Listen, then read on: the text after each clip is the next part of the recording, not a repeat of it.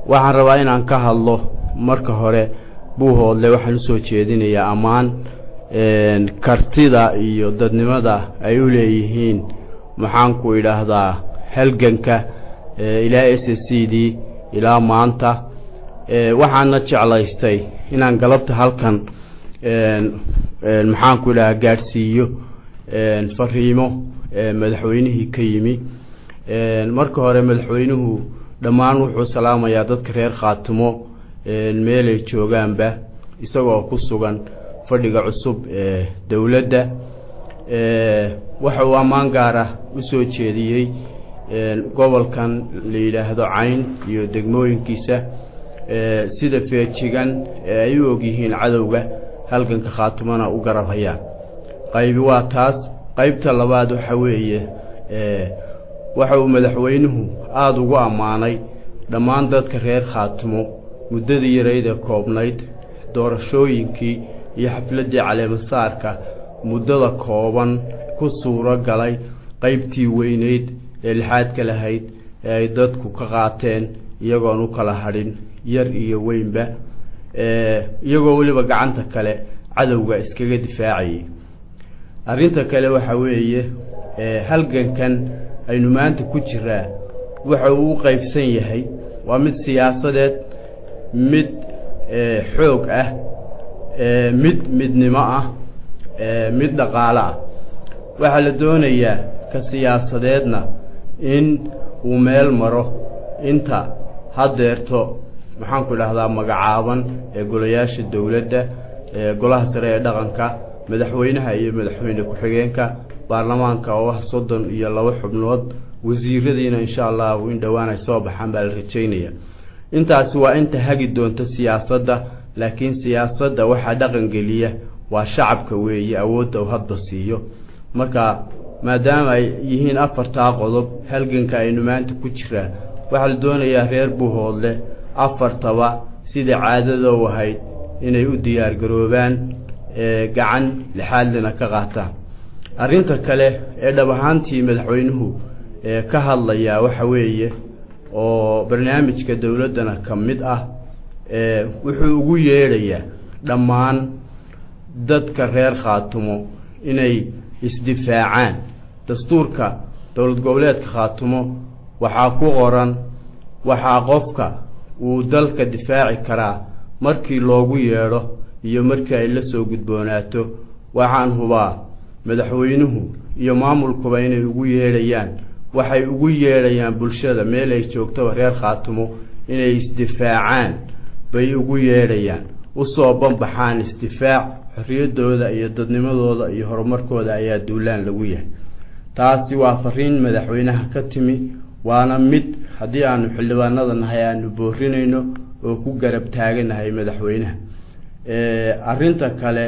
waxa weeye dadkan Somaliland waxay ahaayeen dadkii laga xoreyn kari waayay oo caqabada ku ahaan jiray xorriyad doonkii Soomaaliyeed waxay ahaayeen dadkii furfuray midnimadii ummadda Soomaaliyeed maantana waxa laga suura gelin laayahay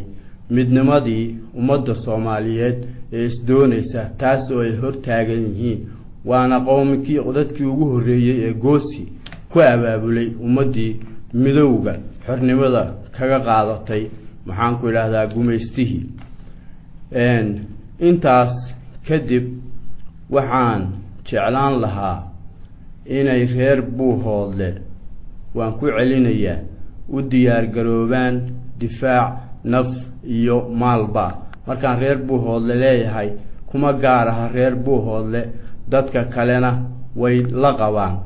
maxaan ku ilaadaa sool ha noqoto ama sanaag ha noqoto diyaar garowgu meel walba uu ka socdaa arintaasi yaanay noqon mid dhaliil inagu keenta waxa la yaab leh wiil isagu noloshiisii soo barbaarsaday oo doonaya inuu meel mariyo inuu adeegsado ama taageero ka raadiyo wiil kale oo leeg oo isagu noloshiisii aan waxba uga asaasnayn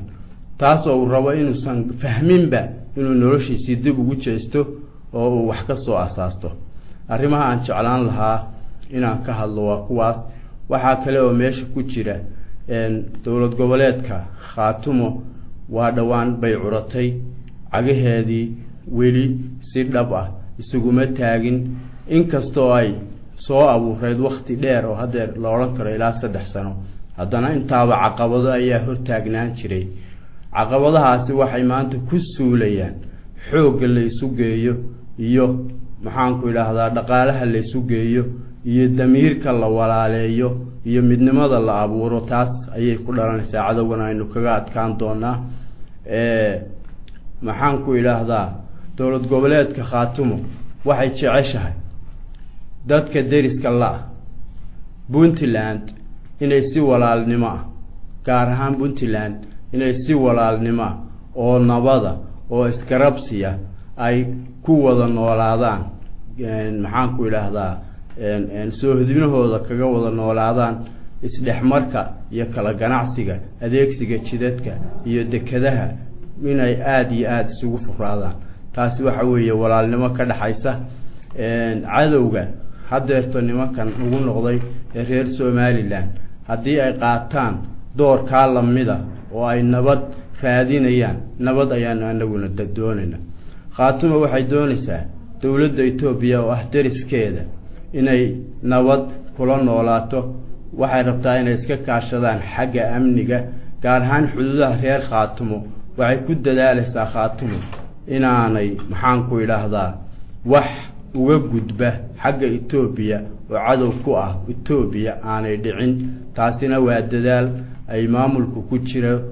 iskaashina laga leeyahay dawladda Itoobiya markaan soo ururiyo siyaasadda dawladda iyo tan guduhu waa kuwa isku xiran halkan siday wax uga dhaqaaqaan ayay dawladana wax uga fulayaan aad ayaa loogu mahad celinayaa bulshada caalamka oo ayaamahan dambe aad cadaadis ugu saaraysa siyaasadeed inay ka baxaan maxaan ku ilaahdaa deegaamadeenna dhammaan fariimaha xagga madaxweynaha ka yimi iyo aragtida inaga dhaxaysa halka ka soo jeediyay waa wax ku xiran inaynu wada fulino aad iyo aad baan idin salaamaya wassalaamu calaykum waraxmatullaahi wabarakaatuh